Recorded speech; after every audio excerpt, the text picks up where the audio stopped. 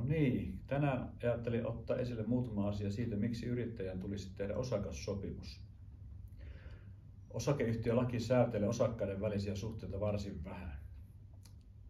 Näihin osakkaiden välisiin suhteisiin jää näin ollen paljon aukkoja erilaiset mahdolliset elämäntilanteet huomioiden. Näiden tilanteiden varalle osakkaat voivat kuitenkin sopia osakassopimuksella. Mikään laki ei sen kummemmin tunne osakassopimusta, mutta kyse ei ole sen kummemmasta asiasta kuin siitä, että se on sopimus, jolla osakkaat voivat sopia mistä tahansa asiasta. Eli osakkaalla on lähtökohtaisesti sopimusvapaus. Osakassopimuksella tarkoitetaan tyypillisesti sopimusta, jolla osakkaat sopivat, usein myös yhtiöitä sitovasti, erilaisista asioista, jotka liittyvät heidän välisiinsä asioihin yhtiössä toimimisessa. Tilanteet ja olosuhteet voivat olla hyvin erilaisia, joten osakassopimuksetkin voivat olla hyvin erilaisia.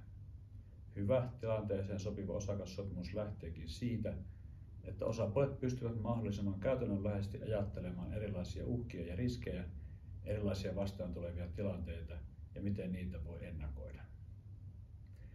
Vaikka tilanteet ja tarpeet ovatkin kovin moninaisia, niin on joitakin asioita, joihin olisi aina hyvä varautua. Yksi sellainen on tilanne, jossa osakkaiden tiet jostakin syystä eroavat. Miten ja millä ehdoin omistuksia järjestellään tällaisessa tilanteessa? Ilman osakassopimusta voi syntyä todella hankalia tilanteita, kun joku pienen yhtiön osakas ei ole enää esimerkiksi kiinnostunut tekemään töitä, mutta ei myöskään halua luopua osakkeistaan. Todellinen pattitilanne, mutta osakassopimuksella tällainenkin on ratkaistavissa. Osakkaiden asia on miettiä erilaisia vastaan tulevia tilanteita. Ammattilainen pystyy vastaan tulevien tilanteiden kautta antamaan omat vinkkinsä ja näkemyksensä, ja ammattilaisen tehtävänä on muotoilla asiat siten, että sopimus myös pitää ja toimii, jos sellainen tilanne tulee vastaan. Osakassopimusta ei pidä ajatella, että se olisi ikään kuin maalaisi piruja seinille tai osoittaisi epäluottamusta.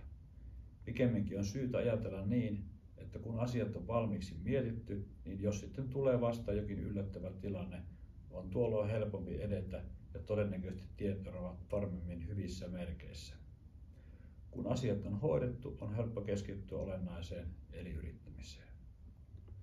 Hyvää päivän jatkoa ja työintoa.